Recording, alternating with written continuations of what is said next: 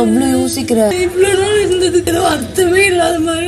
மனசு உடைஞ்சிடாதீங்க, வாழ்க்கை வழுக்க மாறி சில நேரத்துல வலிக்க விட்டுரும். வெறும் கியூட்னஸ் தான் இருக்கு, வேற என்ன இருக்கு? உண்மைதானே சொன்னாங்க, வெறும் கியூட்னஸ் தானே இருக்கு, கொஞ்சம் புத்திசாலித்தனமும் இருக்கு, கொஞ்சம் தைரியமும் இருக்கு. இத சொல்றதுக்காயா எவ்வளவு காலம் படாத பாடுபட்ட?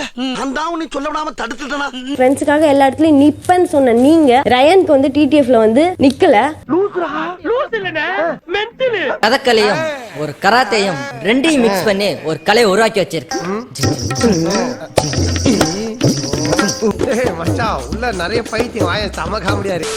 வணக்கம் my dear zone mates, welcome to Shafi zone. நான் உங்க ஷஃபி அண்ட் இன்னைக்கு நம்ம பார்க்க போறது பிக் பாஸ் சீசன் 8 உடைய டே 95 எபிசோட் 96 ஓட ரிவ்யூ தான்.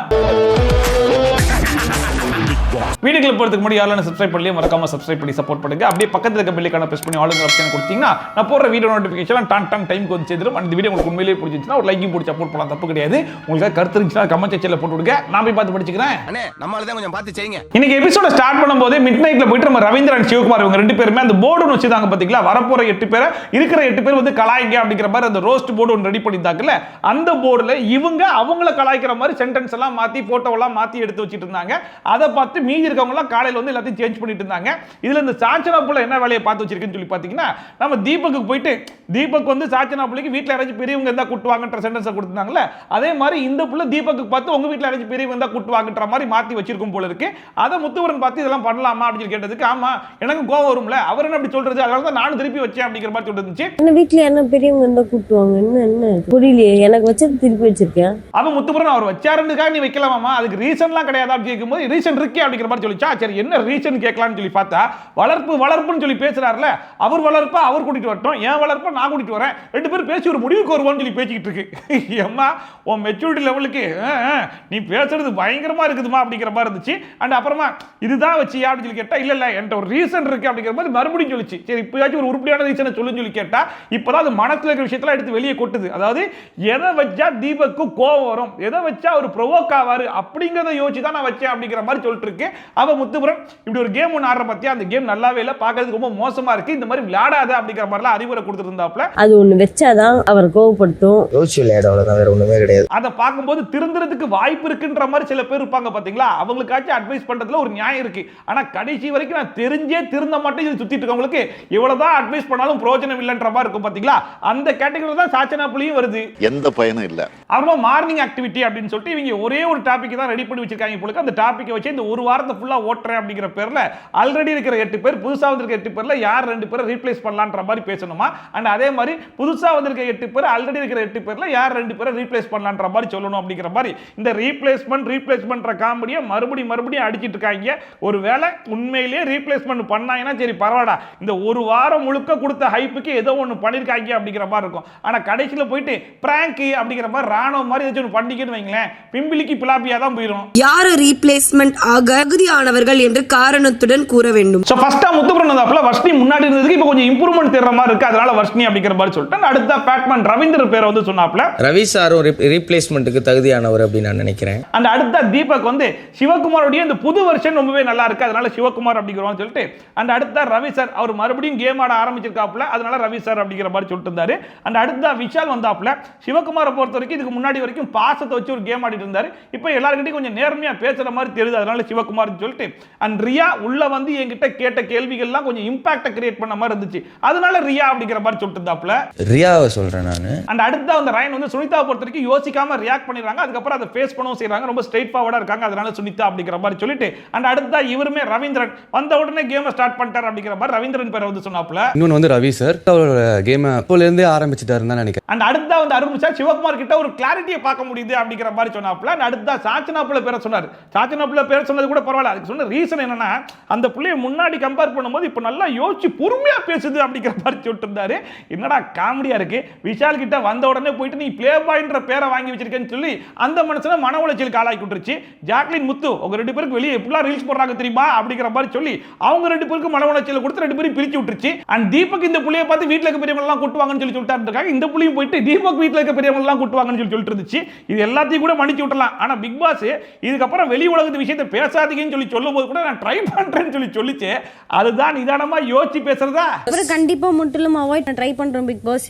ட்ரை ஐ ஜோக்கிங் சாச்சனா. அண்ட் அடுத்து அந்த ஜாக்லின் வந்து ரியா வந்ததுல இருந்து நிறைய எஃபோர்ட் போடுறத என்னால பார்க்க முடியுது அப்படிங்கிற மாதிரி சொல்லிட்டு அண்ட் ரவீந்திர பொறுத்தவரைக்கும் இந்த கேமோட பெர்ஸ்பெக்டிவ் சேஞ்ச் பண்றாரு அப்படிங்கிற மாதிரி சொன்னாங்க. ரவி சார் வந்து எனக்கு எப்பவுமே ரொம்ப ஸ்ட்ராங்கான கண்டஸ்டன்டா தோணி இருக்காரு. அண்ட் அடுத்து அந்த பவித்ராவுமே சாச்சனா பொறுத்த வரைக்கும் முன்னாடி எல்லாம் பெருசா அந்த பிளேட் அக்செப்டன்ஸ் இருக்காது. இப்பதான் அக்செப்டன்ஸ்லாம் இருக்குன்னு சொல்லிட்டு மத்த யாரு பேரு சொன்னா கூட எனக்கு பரவாயில்ல. ஆனா சாச்சனா புள்ள பேரை சொல்லும் போது எனக்கு செம்ம காண்டாவது. ஏன்னா இதுக்கு முன்னாடி அப்படிதான் இந்த பிள்ளை முன்னாடி வந்து இம்மெச்சூரா பிஹேவ் பண்ணிருந்துச்சு. அதுக்கப்புறம் மெச்சூரிட்டி ஆயிடுச்சுன்னு எல்லாரும் சொல்லிட்டு இருந்தாங்க. ஆனா பாக்குற நமக்கு எங்கடா மெச்சூரிட்டி வந்துச்சுன்ற மாதிரி தான் இருந்துச்சு. இப்போ அதே மாதிரி தான் முன்னாடி அக்செப்டன்ஸ் இல்லாம இருந்துச்சு, இப்போ அக்செப்டன்ஸ் வந்துச்சுன்னு சொல்லி சொல்றாங்க. ஆனா அது எங்கடா இருக்குன்ற மாதிரி தான் தேட வைக்கிறாங்க. சாச்சனா நிறைய விஷயத்தை அக்செப்ட் பண்ணிக்கிறதுக்கு ரெடியா இருக்கா. அண்ட் பவித்ராவுமே செகண்ட் நேமா பேட்மேன் ரவீந்தர் பேர் தான் சொன்னாங்க. வந்தது வந்து ஒரு மைண்ட் கேம் ஸ்டார்ட் பண்ணிட்டார் அப்படின்னு சொல்லிட்டு. அண்ட் கடைசியா வந்து சௌந்தர்யாவே பேட்மேன் ரவீந்தரை பொறுத்த வரைக்கும் வந்த நாள்ல இருந்து இப்போ வரைக்கும் பேசியே பயங்கரமான மைண்ட் கேம்லாம் விளையாடிட்டு இருக்காரு. அதனால ரவீந்தர் அப்படிங்கிற மாதிரி சொல்லிட்டு அண்ட் சௌந்தர்யாவுமே சாச்சனா பேரை வந்து சொன்னாங்க. முன்னாடி இருந்ததுக்கும் இப்போ இருந்ததுக்கும் கொஞ்சம் டிஃபரன்ஸ் தெரியுது. ஒருவேளை அது சேஃப் கேமா கூட இருக்கலாம் அப்படிங்கிற மாதிரி சொல்லிட்டு இருந்தாங்க. ஒருவேளை வெளியிருந்து பாக்குற நமக்கு தான் தெரியல போல இருக்கு. உள்ள இருக்கிற அந்த 8 பேர்கிட்ட பயங்கரமான ஆக்டிங் போட்டு பயங்கரமா ஏமாத்திக்கிட்டு இருக்கோம் என்னவோ. ஃபர்ஸ்ட் நான் இங்க வீட்டுக்குள்ள இருந்ததுக்கும் அவ இருக்கிறதுக்கும் டிஃபரன்ஸ் இருக்கு. ஒன்ஸ் இந்த டாப் 8ல இருக்கிற எல்லாரும் சொல்லி முடிச்சதுக்கு அப்புறமா இப்போ வந்து புதுசா வந்து 8 பேர் வந்து ஸ்டார்ட் பண்ண ஆரம்பிச்சாங்க. இப்போ ஃபர்ஸ்டா ரவீந்தர் வந்துட்டு சௌந்தர்யான்னு அப்ளை. என்ன காரணம் அப்படின்னா சௌந்தர்யா பொறுத்த வரைக்கும் நிறைய கருத்துக்களை சொல்லியிருக்காங்க, இல்லைன்னு சொல்லி சொல்ல மாட்டேன். ஆனா அவங்க சொன்ன முக்காவாசி கருத்து வந்து தப்பா தான் இருந்திருக்கு. அதனால சௌந்தர்யா அப்படிங்கிற மாதிரி சொல்லிட்டு அண்ட் அடுத்த விஷாலை பொறுத்த வரைக்கும் ஸ்டார்டிங்ல இந்த கேம் அவன் சீரியஸா பார்த்தான், அது வேணாம். ஆனா டிக்கெட் பினாலேன்னு சொல்லி வரும்போது கூட அவன் சீரியஸா இல்ல, அது அவனோட ஸ்கோர் போர்டை பார்க்கும்போதே தெரிஞ்சிச்சு. அதனால விஷால் அப்படிங்கிற மாதிரி சொன்னாப்ல. வாய்ப்பை எவ்வளவு சீரியஸா பயன்படுத்திக்காம போயிட்டாரு. அண்ட் அடுத்த அந்த வருஷமே ஃபர்ஸ்ட் விஷாலை சொல்லிட்டு விஷாலை பொறுத்த வரைக்கும் இந்த கேமை சீரியஸா பார்க்கல, சீரியஸா விளையாடல, அதனால விஷால் அப்படிங்கிற மாதிரி சொன்னாங்க. அண்ட் அடுத்த சௌந்தர்யா பொறுத்த வரைக்கும் நான் ஆல்ரெடி சொன்னதுதான், எப்படி ரியாக்ஷனை மட்டுமே வச்சுட்டு இவ்வளவு நாள் டிராவல் பண்ணி வந்தான்றது எனக்கே ஆச்சரியமா இருக்கு அப்படிங்கிற மாதிரி சொல்லிட்டு கேம்ல ஒரு எத்திக்ஸ் இல்ல, கேமோட ரூலை ஃபாலோ பண்ணல, எந்த ஒரு இடத்துலயும் ஒப்பீனியன் சொல்ல அப்படின்னு சொல்லிட்டு இருக்கிற எல்லா ரீசனையும் எடுத்து வரிசையா அடுக்கி விட்டுருச்சு. மீதி ஏதாச்சும் இருந்துச்சுன்னா அப்புறமா யோசிச்சு சொல்றேன்ற அளவுக்கு எல்லாத்தையும் சொல்லி விட்டு போயிட்டாங்க. நிறைய எத்திக்ஸும் மீறி இருக்க ரூல்ஸ், அங்க போய் உட்காருது, அந்த மாதிரி விஷயங்கள்லாம். அண்ட் அடுத்த வந்து சிவகுமார் அருண்பிரசாத் பேரை வந்து சொல்லிட்டு நானும் அருண்பிரசாத்தும் பயங்கர க்ளோஸ் ஃப்ரெண்ட்ஸ் எல்லாம் இருந்திருக்கோம். அப்ப நிறைய விஷயங்கள் என்கிட்ட ஷேர் பண்ணிருக்காப்ல. அப்ப இந்த பிக் பாஸ் பிளாட்ஃபார்ம்ங்கிறது ஒரு பெரிய பிளாட்ஃபார்ம் தான். இருந்தாலும் இது வெளியே போனோம்னா அடுத்த வேலையை பார்த்துட்டு போயிட்டே இருப்பேன்ற மாதிரிலாம் சொன்னாரு. ஸோ இந்த பிளாட்ஃபார்மை ஒரு பெருசா பார்க்கலன்ற மாதிரி எனக்கு தோணுச்சு அப்படிங்கிற மாதிரிலாம் சொன்ன உடனே அருண்பிரசாத் இங்க பாருங்க, அப்படிலாம் நான் சொல்லவே இல்லை. மக்கள் முடிவு பண்ணி வெளியே எடுத்தாங்கன்னா நான் வெளியே போயிட்டே இருப்பேன்ற மாதிரி தான் சொன்னேன். தவிர்த்து நீங்க சொல்றீங்க பாத்தீங்களா, அந்த சென்டென்ஸ்லாம் நான் சொல்லல அப்படிங்கிற மாதிரி சொல்லும்போது சிவகுமார் இல்ல நீங்க அப்படிதான் சொன்னீங்க அப்படிங்கிற மாதிரி சொல்லிட்டு கடைசி வரைக்கும் அருண்பிரசாத் நான் அப்படி சொல்லவே இல்லை, நான் கிளியர் பண்ணிக்கிறேன் அப்படிங்கிற மாதிரி கிளியர் பண்ணிருந்தாப்ல. கடைசியில் சிவகுமார் சரி ஓகே இதுதான் என்னுடைய கருத்து, இந்த பிளாட்ஃபார்மை நீங்க பெருசா பார்க்கலன்ற மாதிரி எனக்கு தோணுது, அதனால உங்க பேரை சொல்றேன் அப்படிங்கிற மாதிரி சொல்லிட்டாப்ல. இந்த பிளாட்ஃபார்ம் இல்லனாலும் என்ன இப்போ விட்டா கூட நான் போயிடுவேன், நான் அந்த அப்படி நான் சொன்னது இல்லை. அண்ட் அடுத்த நான் இந்த வீட்ல இருக்கிற வரைக்குமே ஜாக்லினை பார்க்கும்போது ரொம்ப ஸ்ட்ரெயிட் ஃபார்வர்டா இருக்காங்களோ, ஸ்ட்ரெயிட் ஃபார்வர்டா பேசுறாங்களோ அப்படிங்கிற மாதிரி தோணுச்சு. ஆனா நான் வெளியே போய் ஷோ பார்க்கும்போது அவங்க ஸ்ட்ரெயிட் ஃபார்வர்டா இல்லன்றதை நான் தெரிஞ்சுக்கிட்டேன். அதனால ஜாக்லின் அப்படிங்கிற மாதிரி சொல்லிட்டாப்ல. ஸ்ட்ரெயிட் ஃபார்வர்ட்னஸான இருந்த ஜாக்லின் வந்து அந்த செஞ்சுட்டாங்களோ அப்படின்னு என் பார்வையில தெரிஞ்சது. அண்ட் அடுத்த அர்ணவ் வந்தாப்ல. அர்ணவ் வந்தா புதுசா வேற என்ன சொல்லி போறாரு, அதே ஜால்ராவை சொல்வாருன்னு தெரியும். ஆனா அந்த ஜால்ரால புதுசா தீபக் பேர் ஆட் பண்ணிட்டாப்ல. விஷால் அண்ட் தீபக்னு சொல்லி சொன்ன உடனே விஷால் கேட்கறாப்ல தீபக் எப்ப ஆட் பண்ணீங்க அப்படிங்கிற மாதிரி கேட்டாரு. நான் தீபக் பேரை சொல்லவே இல்லைன்னு இருக்காரு. யோ இப்பதான் தீபக் பேரை சொன்ன அப்படிங்கிற மாதிரி சொன்ன முழிச்சிட்டு இருந்தாரா. அப்ப அருண்பிரசாத் இதுக்கு தான் வீட்ல இருந்து பெரிய ஆளை கூட்டுவாங்கன்னு அப்பவே சொன்னேன்னு சொல்லிட்டு கலாய்ச்சி விட்டாப்ல. அதை பார்த்து அர்ணவ் கடுப்பாயிட்டாப்ல. இதுக்கு தான் சொன்னேன் தனியா வராது. இல்ல சாரி பேசுங்க. இதுல வர அர்ணவ் வந்தனால இருந்து இப்போ வரைக்கும் நான் எதுக்கு திரும்ப வந்திருக்கேன், இந்த ஜால்ராஸ்லாம் கண்ணுக்குள்ள விரல விட்டு ஆட்டுறதுக்கு தான் வந்திருக்கேன்னு சொல்லிட்டு பேச்சு சொல்றாரு. தவிர்த்து கடைசி வரைக்கும் எப்பதான் அந்த கண்ணில் விரல விட்டு ஆட்டுவார் நம்மளும் காத்துக்கிட்டே இருக்கோம். கடைசி வரைக்கும் அது நடக்கல. ஆனா அர்ணவ் தான் இருக்கவங்களா வச்சு செஞ்சுட்டு இருக்காங்க. பேசுங்க நான் வேணா. ஆமா நான் இல்ல அண்ட் கடைசியா சரி ஓகே தீபக் பேரை தப்பா சொல்லிட்டு ஆக்சுவல் ஜால்ராஸ் வந்து விஷால் அண்ட் அருண் அப்படிங்கிற மாதிரி சொல்லிட்டு இருக்கும்போது தீபக் சொன்னாப்ல இந்த ஜால்ரான்ற வார்த்தையை மட்டும் கொஞ்சம் அவாய்ட் பண்ணிக்கோங்களேன் அப்படிங்கிற மாதிரி சொன்னா கூட அது கடைக்கு வரைக்கும் இருக்கும் அப்படிங்கிற மாதிரி கான்ஃபிடென்ட்டா பேசிட்டு இருந்தாப்ல. வீக்கெண்ட் எபிசோட்ல வாங்குற அடியில அந்த ஜால்ரா என்ன ஆகுதுன்றதை நம்மளும் பொறுத்திருந்து பாப்போன்ற மாதிரி தான் இருந்துச்சு.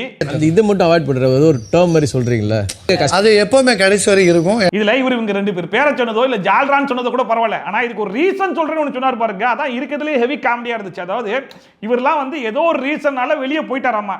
அவங்களுக்கு இவ்வளவு பெரிய வாய்ப்பு கிடைக்கும் ப்ரூவ் பண்ணாதத இவருக்கு கிடைச்சிருந்தா இவர் ஹெவியா ப்ரூவ் பண்ணிருப்பாராமா.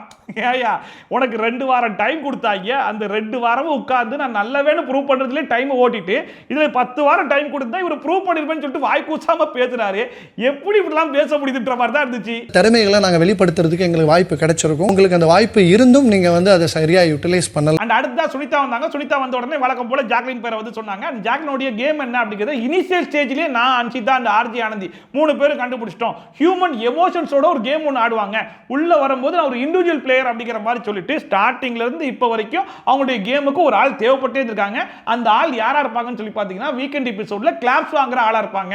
இப்போ கடைசியா கூட மஞ்சிரை வெளியே அமிச்சாங்க பாத்தீங்களா, அது கூட இவங்க வந்து ஒட்டுனதுனால தான் இப்போ என்ன பண்ணிருக்காங்க, முத்துக்குமரனுடைய ஓட்டை வந்து ஸ்பிளிட் பண்றதுக்காக ட்ரை பண்ணிருக்காங்க அப்படிங்கிற மாதிரி என்னென்ன பண்ணிருந்தாங்களோ அதெல்லாம் வெளிப்படையா போட்டு உடைச்சு விட்டாங்க. ஜட்ஜ் பண்ணிட்டோம் அவங்களோட பேட்டர்ன் ஹியூமன் இமோஷன் கூட விளையாடுறது. அண்ட் அடுத்த சௌந்தர்யா பேரை சொல்லிட்டு நீங்க எல்லாரும் இந்த வீட்டுக்குள்ள ஒரு கேம் ஆடினா சௌந்தர்யா டைரக்டா மக்கள் கிட்ட வேற ஒரு கேம் ஆடிட்டு இருக்காடா. அதெல்லாம் நீங்க வெளியே வந்து பார்த்தா தான் உங்களுக்கு புரியும். இந்த வீட்டுக்குள்ள மேனிபுலேஷன் சொல்றீங்களே, வெளியே மக்கள் கிட்ட மேனிபுலேஷன் எப்படிலாம் நடக்குதுன்னு உங்களுக்கு தெரியுமா அப்படிங்கிற மாதிரி சொல்லிட்டு அண்ட் கூடவே இந்த வீட்டுக்குள்ள இருக்கிற வரைக்கும் சௌந்தர்யா பார்க்கும்போது கஷ்டப்படுற பொண்ணு தான் நானும் நினைச்சிட்டு இருந்தேன். ஆனா வெளியே போய் பார்த்ததுக்கு அப்புறம் தான் அதெல்லாம் இல்லன்றதை நான் புரிஞ்சுக்கிட்டேன். அண்ட் முத்துக்குமரன் நீ சொன்ன ஞாபகம் இருக்கா, இந்த வீட்டுல ஒரு ஆளுக்கு பயப்படணும்னா அது சௌந்தர்யா தான். இந்த வெங்காயத்தை உரிக்கிற மாதிரி உரிச்சு வந்துட்டே இருப்பான்ற மாதிரிலாம் நீ சொன்ன, அது எனக்கு அப்ப புரியல, இப்பதான்டா புரியுது அப்படிங்கிற மாதிரி சொல்லிட்டு முழுக்க மக்கள் கிட்ட மேனிபுலேஷன் மட்டுமே நடக்குது, ஆர்கானிக்கே இல்ல அப்படிங்கிற மாதிரி சொல்லிட்டு அண்ட் கடைசியா சௌந்தர்யாக்கும் ஜாக்லினுக்கும் ஒரே ஒரு ஒற்றுமை இருக்கு அப்படிங்கிற மாதிரி சொன்னாங்க. என்ன ஒற்றுமைன்னு சொல்லிக்கிட்டா 2 பேருமே ஜென்யூன் கிடையாது அப்படிங்கிற மாதிரி முடிச்சு விட்டாங்க. 2 பேர்ல ஒரு காமன் விஷயம் இருக்கு, they both are not genuine. And Sunita சொன்ன மத்த விஷயங்கள்லாம் ஓகே. ஆனா சுனிதா இந்த வீட்ல இருக்கும்போது சௌந்தர்யா பார்க்கும்போது கொஞ்சம் கஷ்டப்பட்டு பொண்ணுன்ற மாதிரி நினைச்சேன்.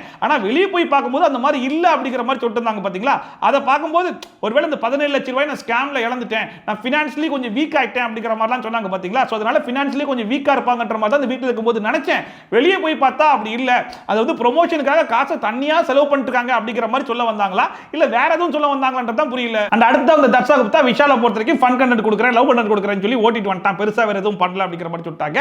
அண்ட் அடுத்த ஜாக்லினை பொறுத்த வரைக்கும் யாருக்கெல்லாம் கிளாப்ஸ் வருதோ அவங்க கூட போய் ஒட்டிக்கிட்டே ஒரு கேம் ஒன்று ஆடிட்டாங்க அப்படிங்கிற மாதிரி விஷால் அண்ட் ஜாக்லின் பேரை வந்து சொன்னாங்க. அவங்களோட டிராவலிங் வந்து ஃப்ரெண்ட்ஷிப் வந்து மாறிக்கிட்டே இருக்கு. அண்ட் அடுத்த அந்த ரியா அந்த வீட்டில் இருக்கிற எல்லாரையும் கம்பேர் பண்ணும்போது விஷால் அண்ட் அருண் இவங்க 2 பேர் போட்ட எஃபர்ட் வந்து அவங்க அளவுக்கு இல்ல, அதனால இவங்க 2 பேர் பேரை சொல்றேன் அப்படிங்கிற மாதிரி சிம்பிளா முடிச்சிட்டாங்க. அண்ட் அடுத்த அந்த சாச்சனா சௌந்தர்யா பேரை வந்து சொல்வேன். அதாவது பிசிக்கல் டாஸ்க்னு இல்லை, சாதாரணமாக ஒரு டாஸ்க் கொடுத்தா கூட முடியல, புரியல, தெரியல, வரல, இந்த ஒரு 4 வார்த்தையை மட்டும் வச்சுக்கிட்டு எந்த டாஸ்கையும் பண்ணாமல் ஓட்டிட்டாங்க, இவ்வளோ தூரம் வந்துட்டாங்க, அதனால சௌந்தர்யா அப்படிங்கிற மாதிரி சொல்லிட்டு அண்ட் அடுத்த ஜாக்லின் அப்படின்னு சொல்லிச்சு. ஜாக்லின் பேரை சொன்னதெல்லாம் ஓகே தான். ஆனால் ஜாக்லின் சொல்ற ரீசனை பாருங்க, அதாவது நான் ஃப்ரெண்ட்ஷிப்காக நிற்பேன், அது இங்கன்னு இல்லை, நான் வெளியே கூட அந்த மாதிரி தான் அப்படிங்கிற மாதிரிலாம் பேசினாங்க. ஆனால் டிக்கெட் டு ஃபினாலேன்னு சொல்லி வரும்போது ரயானுக்காக நிற்கவே இல்லை அப்படிங்கிற மாதிரி சொல்லிட்டு அதை பார்க்கும்போது ஏமா டிக்கெட் டு ஃபினாலேங்கிறது ஒரு ஆளுக்கு கிடைக்கக்கூடிய விஷயமா, அவங்களுக்காக நிற்பாங்களா இல்லை என் ஃப்ரெண்டு ஜெயிக்கணும்னு சொல்லிட்டு அவனுக்காக நிற்பாங்களா, ரீசன் சொல்லு வேணான்னு சொல்ல, அதுக்குன்னு இப்படியான்ற மாதிரி தான் இருந்துச்சு. ரயானுக்கு வந்து டிடிஎஃப்ல வந்து நிக்கல. ஒன்ஸ் எல்லாருமே சொல்லி இந்த டாஸ்கை கம்ப்ளீட் பண்ண உடனே சுனிதா என்ன சொன்னாங்கன்னா, இப்போ சௌந்தர்யா போட்டு ஏதாச்சும் ஒரு கேமரா முன்னாடி அழுவா பாரு அப்படிங்கிற மாதிரி நைஸா சொல்லிட்டு இருக்காங்க. அதை அந்த சாச்சனாப்புல கேட்டுட்டு இப்போ நீங்க சொல்லிட்டீங்கல்ல கண்டிப்பா அவங்க அதை பண்ணுவாங்க, மக்களும் கண்டுபிடிச்சிருவாங்க அப்படிங்கிற மாதிரி சொல்லிட்டு இருந்தாங்க. அதுக்கப்புறமா சௌந்தர்யா வெளியே வந்தோடனே வர்ஷினி சொன்னாங்க, எப்படி நீ இவ்வளவு நாள் வந்தன்ற டவுட் வந்து எனக்கு மட்டும் இல்லை, நிறைய பேர் இருக்கு. ஒரு சில பேர் சொல்ல மாட்டாங்க, நான் சொல்லிடுறேன் அவ்வளவுதான். ஒரு பாயிண்ட் உள்ள வச்சு சொல்றதுக்கு மறந்துட்டேன். அது என்னன்னா, நீ கேமரா முன்னாடி போயிட்டு அழுது சிம்பத்தி ஓட்டு வாங்குற மாதிரி எனக்கு தோணுது, அதை மட்டும் நான் உள்ள வச்சு சொல்லணும்னு நினைச்சேன், அது சொல்ல முடியல, அதனால இப்ப சொல்றேன் அப்படிங்கிற மாதிரி சொல்லி வாயை மூடி இப்படி திரும்பி பார்த்தா அந்த சோஃபா இருக்கு இல்லையா, அதுல போயிட்டு குப்புறப்படுத்து அழுக ஆரம்பிச்சிட்டாங்க. அது இப்பதான் ஒருத்தங்க வந்து நீங்க கேமரா முன்னாடி போயிட்டு அழுகுது எல்லாமே விக்டிங் கார்டு யூஸ் பண்ற மாதிரி இருக்கு, சிம்பத்தி ஓட்டு வாங்குற மாதிரி இருக்கு அப்படிங்கிற மாதிரிலாம் சொல்லிட்டு போயிருக்காங்க. அதனால இப்போ நம்மளுக்கு ஜென்யூனா அழுக வந்தாலுமே கொஞ்ச நேரத்துக்கு கண்ட்ரோல் பண்ணிக்கலாம். அப்படி இல்லையா யாருக்கும் தெரியாம ரெஸ்ட் ரூம்ல போயிட்டு அழுதுட்டு வந்துடலாம். இந்த மாதிரி ஏதாச்சும் ஒன்று பண்ணியிருந்தா கூட பரவாயில்ல. நேரா போயிட்டு அதே சோஃபால படுத்து கிடந்து அழுகும் போது யாரா இருந்தாலும் டவுட் வரதானே செய்யும். ஸோ வந்து வர்ஷினியே சொல்லிட்டாங்க, பாத்தீங்களா மக்களே நான் எதுவுமே பண்ணல, நீங்களே பாத்தீங்க, இப்பதான் சொன்னேன், அடுத்த செகண்ட் அவங்களே வந்து எக்ஸ்போஸ் பண்ணிக்கிட்டாங்க அப்படின்னு சொல்லிட்டு வர்ஷினி பேசிக்கிட்டு இருக்கும் போதே சாச்சனாப்புல அங்கே வந்து என்ன ஆரம்பிச்சிட்டாங்களா, இதைதான் நான் எதிர்பார்த்தேன் அப்படிங்கிற மாதிரி சொல்லிட்டு பாருங்க மக்களே, நான் அவங்கள டார்கெட்லாம் பண்ணல, ஆனா என்ன நடக்குதுன்றதை நீங்களே பார்த்துட்டீங்கல்ல, சிம்பத்தி ஓட்டு மட்டும் போட்டுறாதீங்க அப்படிங்கிற மாதிரி கேட்டுக்கும்போது அப்ப வர்ஷினி சொன்னாங்க, சௌந்தர்யாக்குன்னு வரக்கூடிய அந்த ஆர்கானிக் ஓட்டெல்லாம் வெளியே இருக்க தான் செய்யுது, எல்லாமே இன்ஆர்கானிக்னு சொல்ல, பட் இருந்தாலும் அவங்க என்ன பண்றாங்கன்றதை நாங்க எக்ஸ்போஸ் பண்ணணும்னு நினைச்சோம், இப்போ நீங்களே பார்த்துட்டீங்களா அப்படிங்கிற மாதிரி சொல்லிட்டு போயிட்டாங்க. சிம்பத்தி ஓட்டா மட்டும் கன்வெர்ட் பண்ணாதீங்க மக்களே ப்ளீஸ். அதுக்கப்புறமா சௌந்தர்யா போயிட்டு கேமரா கிட்ட பிக் பாஸ் எனக்கு கொஞ்சம் கன்ஃபெஷன் கூப்பிடுங்க, எனக்கு மனசு ரொம்பவே கஷ்டமா இருக்கு, உங்ககிட்ட பேசணும் அப்படிங்கிற மாதிரி சொல்லிட்டு அந்த ட்ரெஸ்ஸிங் ரூம் கிட்ட போயிட்டு ஜாக்லின் கிட்ட பயங்கரமா கதறி கதறி அழுக ஆரம்பிச்சிட்டாங்க. நான் இவ்வளவு நாள் இருந்தது எல்லாமே அர்த்தம் இல்லாம போயிடுச்சு, எல்லாமே இன்ஆர்கானிக் அப்படிங்கிற மாதிரி சொல்றாங்க, நேத்து வரைக்கும் கஷ்டப்படுறேன்னு சொல்லிட்டு வெளியே போய் பார்த்து நான் கஷ்டப்படலன்ற மாதிரிலாம் சொல்றாங்க, எனக்கு புரியவே இல்லை அப்படிங்கிற மாதிரி சொல்லிட்டு இருக்கும்போது பவித்ரா ஒரு நல்ல அட்வைஸ் கொடுத்தாங்க. பாரு, ஃபேமிலி ரவுண்ட்ல நிறைய ஃபேமிலிஸ் உள்ள வந்தாங்க, அவங்க எல்லாம் வந்து உனக்கு பிடிச்சிருக்கு அப்படிங்கிற மாதிரி சொன்னாங்க. அவங்க எல்லாமே இன்ஆர்கானிக்கா, நீ ஏன் அப்படி திங்க் பண்ற, இப்படி திங்க் பண்ண அப்படிங்கிற மாதிரி ஒரு அட்வைஸ் கொடுத்தாங்க. முழுக்க முழுக்க இன்ஆர்கானிக் அப்படின்னு சொல்லி ஒருத்தங்களை அடிக்கிறது வந்து ரொம்பவே தப்பு. அது இன்ஆர்கானிக் இருக்கு, அதை நான் பார்த்தேன் அதனால சொல்றேன் அப்படிங்கிற மாதிரி சொல்றது ஓகே. ஆனா எல்லாமே பிஆர் ஒர்க் தான், முழுக்க முழுக்க பிஆர் ஒர்க்கால தான் இவ்வளவு நாள் டிராவல் பண்ணி வந்திருக்க, எதுவுமே ஆர்கானிக்கா இல்ல, நீ இவ்வளவு நாள் இந்த வீட்ல டிராவல் பண்ணிருக்க அப்படின்னா அது வெளிய நடந்த வேலையால மட்டும் தான், வெளிய நடந்த மேனிபுலேஷனால மட்டும் தான் அப்படிங்கிற மாதிரி சொல்லும்போது யாரா இருந்தாலுமே அப்ப இவ்வளவு நாள் டிராவல் பண்ணி வந்ததுக்கு அர்த்தமே இல்லையன்ற மாதிரி ஒரு எமோஷனல் டேமேஜ் ஆகும் பாத்தீங்களா. அந்த மாதிரி தான் சௌந்தர்யா டேமேஜ் ஆயிருக்காங்கன்ற மாதிரி தான் இருந்துச்சு.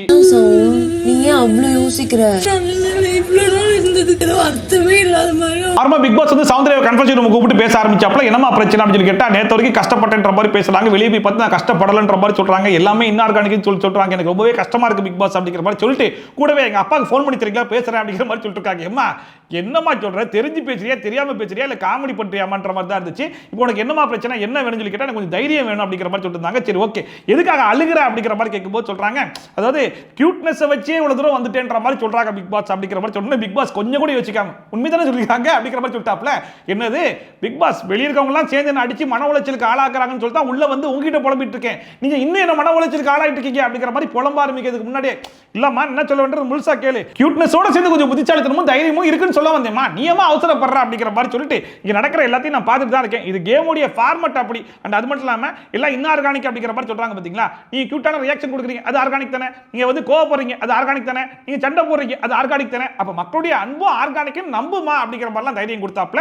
அண்ட் கூடவே இப்ப உள்ள வந்திருக்காங்க பாத்தீங்களா, அவங்க வெறும் ஒரு துளி மட்டும் தான், வெளியே வந்து பார்த்தா தான் உங்களுக்கு பிடிச்சவங்க எத்தனை பேர் இருக்காங்கிறது நீங்க பார்க்க முடியும். சோ நம்புங்க அப்படிங்கிற மாதிரி சொன்ன உடனே நம்பிக்கைத்தான வாழ்க்கை பிக் பாஸ் அப்படிங்கிற மாதிரி பிக் பாஸ்க்கே கவுண்டர் கொடுத்துட்டு இருந்தாங்க. அண்ட் கூடவே சரி ஓகேமா ஐ ப்ரௌட் ஆஃப் யூ அப்படிங்கிற மாதிரி சொன்னா I am proud of you too அப்படி சொல்லிட்டு பிக் பாஸ்க்கே சொல்லிட்டு இருக்காங்க. அதாவது பிக் பாஸ் என்ன மைண்ட் செட்ல வந்திருப்பாருன்னா, பாவம் புள்ள வந்து கொஞ்சம் எமோஷனலா வந்திருக்கு, கொஞ்சம் தைரியம் கொடுத்து அனுப்பலாம் அப்படிங்கிற மாதிரி பிக் பாஸ் வந்தா இவங்க பிக் பாஸே வச்சு காமெடி பண்ணிட்டு இருக்காங்க. நம்புங்க, நம்பிக்கை தான் வாழ்க்கை. I'm proud of you. I'm proud of you too. And அடுத்த விஷாலுக்கு வந்து வாத்தி கம்மிங் அப்படிங்கிற பாட்டை வந்து போட்டுட்டாங்க. வழக்கமா யார் ஸ்டேஜில் டான்ஸ் ஆடாலுமே விஷால் தான் ஆப்போசிட் இருந்து என்னென்ன ஸ்டெப் போடணுன்றதா சொல்லி கொடுப்பாப்ல. ஸோ அவர் பாட்டு போட்டால் சொல்லவா வேணும், மனுஷன் போயிட்டு பயங்கரமான டான்ஸ் ஸ்டெப்லாம் போட்டு பயங்கரமா கலக்கிட்டாப்ல. அவர் ஒரு பக்கம் ஸ்கோர் பண்ணிட்டு இருந்தா, இன்னொரு பக்கம் அந்த விஜய் சேதுபதி கேரக்டர்னு வரும் தெரியுமா, குளிச்சுக்கிட்டு மண்டையில் கொம்பெல்லாம் வச்சுக்கிட்டு இருப்பாரு, அந்த கேரக்டர் மாதிரி முத்துமுரன் பண்ணி மனுஷன் பயங்கரமா ஸ்கோர் பண்ணிட்டாப்ல. அதுக்கப்புறம் இந்த என்றென்றும் புன்னகை அப்படின்ற படத்துல இந்த போலீஸ் ஸ்டேஷன்ல வச்சு ஒரு காமெடி சீன் ஒன்று வரும். அப்போ ஒருத்தன் பரதநாட்டியம்லாம் ஆடி காமிச்சிட்டு இருப்பான் பார்த்தீங்களா, அதே மாதிரி ஒரு ஸ்டெப்பை சாட்சினாப்புல இருந்து பிராக்டிஸ் பண்ற பேர்ல போட்டுட்டு இருந்துச்சு. அதை பார்க்கும்போது எனக்குலாம் சிரிப்பு தாங்கல. அந்த புள்ள சீரியஸா தான் பண்ணுது, இருந்தாலும் நமக்கு அது பயங்கர காமெடியா இருக்கு. இப்படிப்பட்ட காமெடிகள்லாம் சாட்சினாவால மட்டும் தான் பண்ண முடியும் போல இருக்கு. அதுக்கப்புறம் ரவீந்திரன் இந்த வீட்டுக்குள்ள எதுக்காக வந்தாப்லையோ அந்த வேலையை சிறப்பாக செய்ய ஸ்டார்ட் பண்ணாப்ல. ஜாக்லின் சௌந்தர்யா கிட்ட இந்த கோவா கேங்க நீங்க ஸ்ட்ராட்டஜியாவே யூஸ் பண்ணீங்க அப்படிங்கிற மாதிரி கேட்கும்போது ஜாக்லின் வந்து இல்ல அப்படிங்கிற மாதிரி சொன்னாங்க. அப்ப பியூர் ஃப்ரெண்ட்ஷிப்பா சொல்லி கேட்கறதுக்கு ஆமான்னாங்க.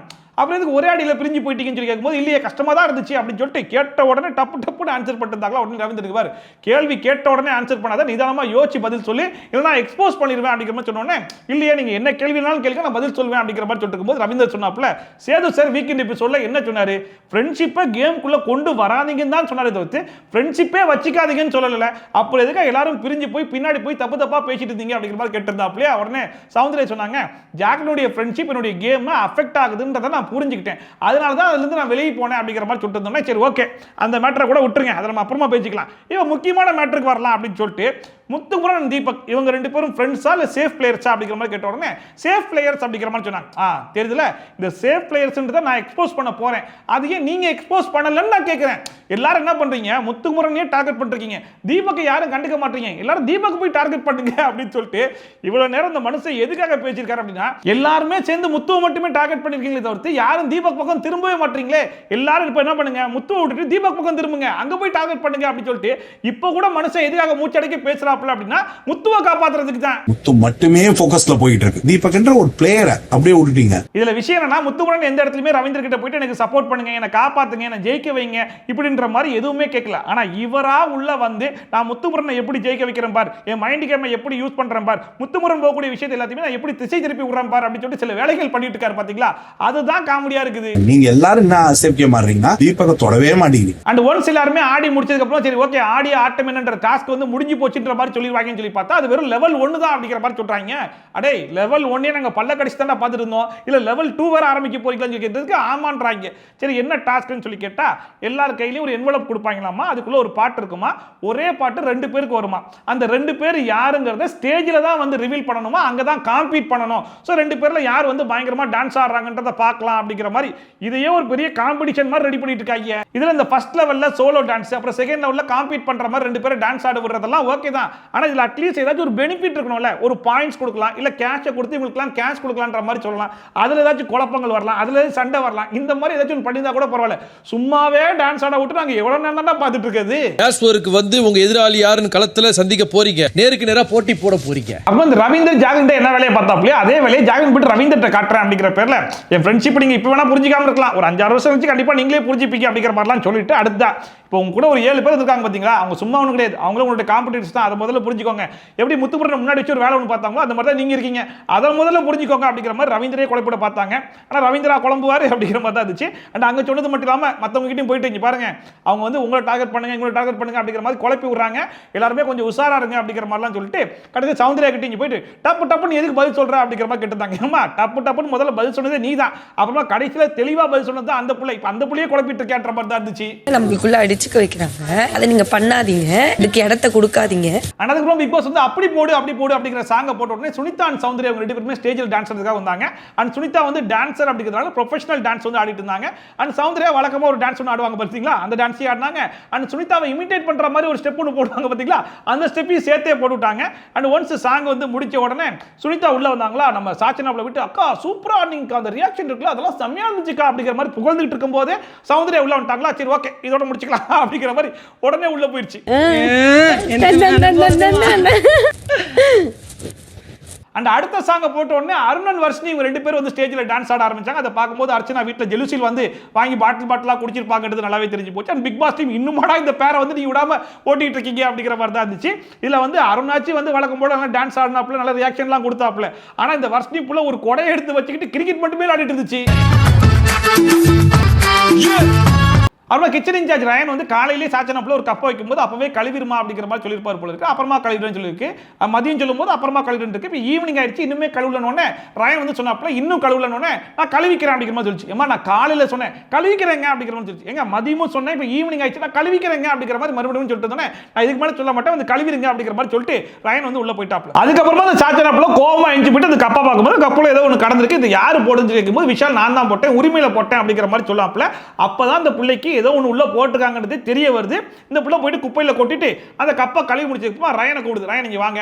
அதுதான் ஏன் தெரியுமா அந்த கப்பை கழுவுல காலையிலேயே ஏதோ இந்த ரா சிக்கனை உள்ள போட்டு வச்சிருந்தாங்க, அதனால தான் எனக்கு ஒரு மாதிரி கொமட்டுற மாதிரி இருந்துச்சு. அப்புறம் மதியம் வந்து பார்த்தேன் அதே வந்து கடந்துச்சு, அப்ப அருண்ட கழுவுங்கன்னு சொல்லி போயிட்டேன், அதனால தான் நான் கழுவுல. ஏன் கழுவுலன்றதுல நீங்க புரிஞ்சுட்டு பேசுங்க அப்படிங்கிற மாதிரி சொல்லிட்டு இருந்துச்சு. அதை பார்க்கும்போது எம்மா எப்படியெல்லாம் பிளேட்டை மாற்ற முடியும், எப்படியெல்லாம் பேச முடியுன்றதை உங்ககிட்ட தான் கத்துக்கணும் போல இருக்கு அப்படிங்கிற மாதிரி தான் இருந்துச்சு. அப்ப ரயன் ரொம்ப தெளிவா சொன்னாப்புல, நான் காலையிலேயே சொன்னேன் நீங்க இது பண்ணல, மதியமும் சொன்னேன், இப்போ ஈவினிங் ஆயிடுச்சு, இப்போ நீங்க கழுவுனதெல்லாம் சொன்னேன் அப்படிங்கிற மாதிரி சொல்லும்போது நான் மறந்துட்டேன், என்ன பண்ண முடியும், மறந்துட்டு தான் சாரி சொல்லிட்டேன்ல. அது மட்டும் இல்லாம இந்த ரா இது கடந்துச்சு, என் சைடுல என்ன இருக்குன்னு தெரிஞ்சுக்காம நீங்க பேசாதீங்க ஓகேவா அப்படிங்கிற மாதிரி. அது இந்த சாச்சனா புள்ள மேல எந்த தப்பு கிடையாது, நீங்க தான் சம்மந்தம் இல்லாம வந்து கத்திட்டு போயிட்டீங்க, என்ன நடந்துச்சுன்னு தெரியாம நீங்க பேசாதீங்க அப்படிங்கிற மாதிரி மொத்த பழியும் தூக்கி ரயன் மேல போடுது. சாதாரணமா விஷால் உள்ள போட்ட விஷயத்தை தெரிஞ்சுக்கிட்டு அப்ப ரயன் சொன்னாப்புல நீ என்ன நடந்துச்சுன்னு எனக்கு சொல்லாம எனக்கு எப்படிமா தெரியும் சொல்லிக்கிட்டு நான் தான் மறந்துட்டேன்னு சொல்றேன்ல, அப்ப எதுக்கு நீங்க கத்திரிக்கீங்கன்னு சொல்லிட்டு மறுபடியும் கேட்டுட்டு இருக்கு. நான் கழுவிடுறேன், நீங்களும் வந்து சொல்ற மாதிரி வச்சுக்க மாட்டேன். அண்ட் ரயன் திருப்பி சொன்னது நீ காலையில கப்பை வைக்கும் போதே கழுவி இருந்தா இவ்வளவு பெரிய பிரச்சனையே வந்திருக்காது அப்படிங்கிற மாதிரி சொன்னாலும் கடைசி வரைக்கும் அந்த புள்ள சைடுல ஒரு பயங்கரமான நியாயம் இருக்கு பாத்தீங்களா, அதை மட்டுமே திருப்பி எடுத்து சொல்லிட்டு இந்த வடிவேல் வாடா நீ வாடா என் ஏரியாக்கு வந்து பாத்து கூட அப்படிங்கிற மாதிரி போவார் பாத்தீங்களா, அதே மாதிரி நிக்காம அது பாட்டு போயிட்டு இருக்கு. ஏமா ஒரு கான்வர்சேஷன்னா நின்று பேசுமா, நீ ஏமா போராடிச்சுக்கிட்டா, நீங்க தானே நகண்டிங்க அதனால முடிஞ்சிச்சு நகண்டு அப்படிங்கிற மாதிரி பேசிட்டு போயிட்டு இருக்கு. சொல்றது உங்களுக்கு பேசிக்கா இல்ல, ஒரு விஷயம் தெரிஞ்சதுன்னா எப்படி சரி அதோட முடிஞ்சிருமான்னு சொல்லி பார்த்தா மறுபடியும் கிச்சனில் வச்சு மறுபடியும் அதே பஞ்சாயத்து நடந்துட்டு இருக்கும்போது முத்து உள்ள வந்தாப்ல, கப்பு கழுவாம விட்டது தப்பு தான் அப்படின்னு சொல்லிட்டு விஜய் சேதுபதி வாய்ஸ்ல பேசிட்டு இருந்தாப்ல. அண்ட் அதுக்கப்புறம் வந்து கழுவிடுச்சுல அதோட விட்டுக்கலாம், மறுபடியும் எடுத்து பேசுனது உங்க மேல உள்ள தப்பு அப்படிங்கிற மாதிரி சொல்லிட்டு இருந்தாப்ல. இங்க முத்துமுரனுக்கு ரயனை கூப்பிட்டு பேசுனதே சாச்சனா தான் அப்படிங்கிற விஷயம் தெரியல போலுக்கு. அப்புறம் ரயன் சொன்னாப்ல ஒரு கான்வர்சேஷன்னா நின்று பேசுறோம் நிக்காம பேசி போயிட்டு இருந்துச்சு பாத்தீங்களா, அதுதான் தப்புன்ற மாதிரி சொல்றேன் அப்படிங்கிற மாதிரி சொல்லும்போது கடைசியா முத்துமுரன் என்ன சொன்னாப்ல, இதுக்கப்புறம் ஏதாச்சும் ஒரு பிரச்சனைனா 2 பேரும் அமைதியா பொறுமையா உட்கார்ந்து ஒரு இடத்துல பேசுங்க, அதை நான் இந்த வீட்டில் வந்து கத்துக்கிட்டேன், அதை நான் உங்களுக்கு சொல்றேன் அப்படிங்கிற மாதிரி சொன்ன உடனே சரி ஓகே அப்படின்னு சொல்லிட்டு முடிச்சு விட்டாங்க. கப்பு கழுவி இருந்தா பிரச்சனையே இல்லை, நீங்க கழுவுனதுக்கு அப்புறம் இதை விட்டுருந்தாலும் பிரச்சனையே இல்லை. அந்த அடுத்தா மின்சார கண்ணா அப்படிங்கிற பாட்டை போட்டு விட்டு தீபக் போயிட்டு ஸ்டேஜில் டான்ஸ் ஆட ஆரம்பிச்சிட்டாப்புல. ஆனால் ஷாஜகான் பிள்ளைக்கு என்ன பாட்டு வந்துச்சுன்றதே மறந்துருச்சு போல இருக்கு நடந்த சண்டையில். அந்த பிள்ளை இந்த பாட்டா சொல்லி முடிச்சுட்டே இருந்துச்சு. அப்போ தீபக்கே வந்து கையை பிடிச்சி வாமா ஆடுன்னு சொல்லிட்டு நேராக ஸ்டேஜுக்கு கொண்டு போய் விட்டா இந்த ப்ராக்டிஸில் ஒரு டான்ஸ் ஒன்று ஆடிச்சு பார்த்தீங்களா, அதே ப்ராக்டிஸ் அந்த ஸ்டேஜ்லேயும் வந்து பண்ணிட்டு இருந்துச்சு. கடைசியாக வந்துட்டு திம் திக்கு தக்கோம் சொல்லி சொல்லுவாங்க பாருங்க, அதுக்கு நான் சுத்துறேன்ற பேரில் சுற்றி ஸ்டேஜ்லேருந்து கீழே விழுந்துருமோன்னு சொல்லிட்டு இருக்க 50 பேரும் பயந்து போய் ஸ்டேஜ் ஓரமாக போய் நிற்க ஆரம்பிச்சிட்டாங்க. கடைசியில் ஸ்டேஜ்லேருந்து விழல, கீழே இறங்கி விழுந்துச்சு. கொஞ்ச நேரத்திலே ஓ மேல ஆசை தான் அப்படிங்கிற பாட்டை போட்டு விட்டுனா ரவீந்தர் வழக்கம் போல ஸ்டேஜில் ஏறி பயங்கரமான டான்ஸ் ஸ்டெப்லாம் போட்டுருந்தாப்புல. பக்கத்தில் விஷால் சுமாரான ஸ்டெப்லாம் போட்டுருந்தாப்புல. அண்ட் ஒரு ஸ்டேஜுக்கு மேலே ரவீந்தரால் ஆட முடியும்னு சொல்லிட்டு சேர்லாம் போட்டு உட்கார வச்சு எல்லாரும் சப்போர்ட் பண்ணி பயங்கரமான டான்ஸ் ஸ்டெப்லாம் போட்டு முடிச்ச உடனே சரி ஓகே இந்த டாஸ்க் நாளைக்கு மறுபடியும் ஸ்டார்ட் ஆகும் அப்படிங்கிற மாதிரி சொல்லிட்டு இதை பார்க்கும்போது அடே இந்த டாஸ்கை வச்சுக்கிட்டு நீங்கள் ஃப்ரைடே வரைக்கும் ஓட்டுறீங்களாடா. அது இதுவரைக்கும் நடந்த பிக் பாஸ் வரலாற்றிலேயே 14வது வாரத்தை இவ்வளவு சுவாரஸ்யமா நகர்த்தி கொண்டு போன ஒரே சீசன் இந்த சீசன்ற பெருமை உங்களுக்கு தானா பொருந்துன்ற மாதிரி தான் இருந்துச்சு. ஆடிய ஆட்டம் என்ன டாஸ்க் இப்போது தற்காலிகமாக நிறுத்தப்படுகிறது. அதுக்கப்புறம் ப்ரொமோஷனல் டாஸ்க்னு வச்சாங்க. அந்த டாஸ்க்ல வந்து டாப் 8 ஒரு பக்கமும் ரீஎன்ட்ரி ஒரு பக்கமும் பிரிச்சிட்டாங்க. அண்ட் ரெண்டு டீம் வந்து ஒரு ஆளை வந்து ஜட்ஜ் ஆக்கியிருந்தாங்க. நம்ம ரவீந்தர் அண்ட் பவித்ரா அவங்க 2 பேர் தான் ஜட்ஜி. ஒன்ஸ் அந்த டாஸ்க் முடிஞ்சோன்னா ரவீந்தர் தான் ரிசல்ட் அனௌன்ஸ் பண்ணாப்ல. ரிசல்ட் அனௌன்ஸ் பண்ணும்போது டாப் 8 தான் வின்னர் அப்படிங்கிற மாதிரி அனௌன்ஸ் பண்ண உடனே இப்போ ரீஎன்ட்ரி கொடுத்துருந்தாங்க பார்த்தீங்களா, அவங்களாம் வந்து ஏன் இப்படி மாற்றி கொடுத்துட்டீங்க அப்படின்ற மாதிரி ஒரு மாதிரி டிசப்பாயின்மெண்ட் ஆயிட்டாங்க. அப்போ வெளியே வந்து ரவீந்தர் கிட்ட கேட்கும்போது ரவீந்தர் ஒரு கரெக்டான ஜட்ஜ்மெண்ட்டை தான் கொடுத்துருக்காரு அப்படின்னா எப்பவுமே ரொம்ப ஸ்ட்ராங்காக பேசுவாப்ல. நார்மலாகவே இந்த மனுஷன் ரொம்ப ஸ்ட்ராங்காக பேசக்கூடிய ஒரு மனுஷன், தப்பு பண்ணால் கூட சமாளிக்கக்கூடிய ஒரு மனுஷன். ஆனால் இப்போ வந்து அவர் பேச்சிலேயே தெரியுது பயங்கரமாக உளர்றாப்புல, என்னென்னமோ பேசுகிறாப்புல, பேசினதே திருப்பி பேசிட்டு இருந்தாப்புல, கிரியேட்டிவிட்டினாப்புல. கடத்தில் கிரியேட்டிவிட்டின் அடிப்படையில் தான் அவங்களை வின் பண்ண வச்சேன் அப்படிங்கிற மாதிரி சொன்னோன்னே அப்போ தர்ஷா பார்த்தா ரவீந்திரா பார்த்து நீங்கள் யாருக்கு சப்போர்ட் பண்ணுறதுக்காக இந்த வீட்டுக்குள்ளே வந்திருக்கீங்களோ அவங்க வந்து டாப் 8 இருக்காங்கன்ற ஒரே காரணத்துக்காக தான் நீங்கள் இப்படிலாம் பண்ணுற மாதிரி எனக்கு தோணுது அப்படிங்கிற மாதிரி அவங்களும் சொல்ல சுனிதா ஆமான்ற மாதிரி ரியாக்ஷன் கொடுத்துட்டாங்க. உங்களோட ஃபேவரட் வந்து கண்டஸ்டன்ட்ங்கறனால நீங்க அது பண்றீங்கன்னு சீரியஸா தோணுது. அந்த சாதாரணமா பேசினாலே ரவீந்தர் பயங்கரமா டிஃபெண்ட் பண்ணுவாப்ல. நான் இவ்வளவு பெரிய வார்த்தையை சொல்லி கூட ரவீந்தர் வந்து பெருசா எதுவுமே டிஃபெண்ட் பண்ணவே இல்ல. அப்பதான் ஒருவேளை அந்த வேலையை அவர் பார்த்துப்பாருன்ற டவுட்டே ஹெவியா வந்துச்சு. தேங்க் யூ சுனிதா வாங்க. வழக்கமா பிக் பாஸ்னாலே சாப்பாடுக்கு சில பிரச்சனைகள் வரதான் செய்யும். ஆனா சாப்பாடை வச்சு இத்தனை பிரச்சனைகள் பண்ண முடியுமா அப்படிங்கறது இந்த சீசனை பத்தி கத்துக்கணும் அப்படிங்கிற மாதிரி ஆரம்பத்துல இருந்து 14வது வாரம் வரைக்கும் கிச்சன் ஏரியால சண்டை போட்டுட்டு இருக்காங்க. அது குக்கிங் டீம் இல்லாத சௌந்தர்யா வந்து சமைக்க ஆரம்பிச்சிருப்பாங்க போல இருக்கு. அதை ஜாக்லின் குக்கிங் டீம் இல்லாதவங்க வந்து சமைச்சாங்கன்னா ஒரு குழப்பம் வருது அப்படிங்கிற மாதிரி ஆரம்பிச்சு அது ஒரு பெரிய குழப்பமா போய் 2 பேரும் மாறி மாறி பயங்கரமான சண்டைலாம் போட்டுட்டு இருந்தாங்க. அதை பார்க்கும்போது அடே இது ஒன்றும் அவ்வளவு பெரிய பிரச்சனையே கிடையாது, எதுக்காக 2 பேரும் இப்படி மாறி மாறி அடிச்சுக்கிறீங்கன்னு சொல்லிட்டு நமக்கு தோன்றதுக்குள்ளேயே கிச்சன் இன்சார்ஜே வந்துட்டாப்ல. பாருங்க இது ஒன்றும் அவ்வளவு பெரிய மேட்டரே கிடையாது, இவ்வளவு பெருசா போகவும் தேவையில்ல, இதோட முடிச்சிருக்கேன்னு சொல்லி முடிச்சு விட்டாப்ல. அதோட இன்னைக்கு எபிசோடு முடிஞ்சு போச்சு. நீயும் அமைதியாக விட்டுலாம், இது வேண்டாம், சிம்பிள். ஸோ இன்னைக்கு எபிசோட பொறுத்த வரைக்கும் ஒரு ஓகே எபிசோடு தான் சொல்லணும். நம்ம சௌந்தர்யா அழுது ஒரு ஆர்ப்பாட்டம் பண்ணி கன்ஃபெஷன் ரூமுக்கு போயிட்டு கண்டென்ட் கொடுக்கல அப்படின்னா இன்னைக்கு எபிசோட்ல பெருசா என்னடா கண்டென்ட் இருந்திருக்கும் அப்படிங்கிற மாதிரி தான் இருந்திருக்கும் போல இருக்கு. அதுக்கப்புறம் இன்னைக்கு மார்னிங் ஆக்டிவிட்டி சொல்லிட்டு ஒரு கண்டென்ட் வச்சாங்க பாத்தீங்களா, அது சௌந்தர்யா. இது 2 தவிர்த்து பெருசா வேற ஒண்ணுமே கிடையாது. அண்ட் இந்த வாரம் வந்து ஒரு டாஸ்க்னு சொல்லிட்டு ஒரு டாஸ்க் ஒன்று வச்சு ஓட்டிட்டு இருக்காங்க பாத்தீங்களா, ஆஹா பயங்கர சுவாரஸ்யம். எனக்கெல்லாம் வந்து அவ்வளோ இன்ட்ரெஸ்டிங்காக இருக்குன்னா பார்த்துக்கோங்களேன். உங்களுக்கு எப்படி இருக்குதுன்றதையும் மறக்காம கமெண்ட் செக்ஷனில் சொல்லுங்க. அண்ட் ரவீந்தர் சிறப்பாக பல வேலைகள்லாம் பார்த்துட்டு இருக்காப்புல. இருந்தாலுமே இந்த மிட் வீக் எவிக்ஷன் ஒன்று சொன்னாங்க, அது எங்கே போச்சுன்னு தெரியல, பொட்டின்னு ஒன்று வைப்பாங்களா மாட்டாங்களான்னு தெரியல. வீக்கெண்ட் எபிசோட இன்னும் 2 நாளில் வந்துடும். ஸோ அதனால என்ன நடக்க போது ஏது நடக்க போதுன்றதை பொறுத்திருந்து பார்ப்போம். அண்ட் இந்த வாரத்தை பொறுத்த வரைக்கும் சௌந்தர்யா அண்ட் முத்துரன் 2 பேர் தான் சேஃபாக இருக்காங்க. மீதி 5 பேருமே வந்து ஒரு 10,000 ஓட் டிஃபரன்ஸ் தான் இருக்காங்க. ஸோ மேக்ஸிமம் விஷால் இல்லைனா பவித்ரா இல்லைனா ஜாக்லின் வெளியே போகிறது கூட அதிகமான வாய்ப்பு இருக்குன்னு மாதிரி சொல்லிட்டு இருக்காங்க. சோ யார் வெளியே போறாங்கன்றத பொறுத்திருந்து பார்க்கலாம். சோ இதே மாதிரி ட்ரோல்ஸ் அண்ட் வியூஸ்லாம் கண்டிப்பா பார்க்கணும்னு நினைச்சீங்கன்னா மறக்காம சப்ஸ்கிரைப் பண்ணிட்டு பக்கத்துல இருக்க பெல் ஐகான் டான் தட்டி விட்டீங்கன்னா நான் போடுற வீடியோ நோட்டிஃபிகேஷன் டான் டைமுக்கு வந்து சேரும். சோ மீண்டும் இந்த மாதிரி சூப்பரான வீடியோட சூப்பரான ரிவ்யூவோட சூப்பரான ட்ரோலோட சந்திக்கலாம். Bye from Shafi. Tata bye bye and take care.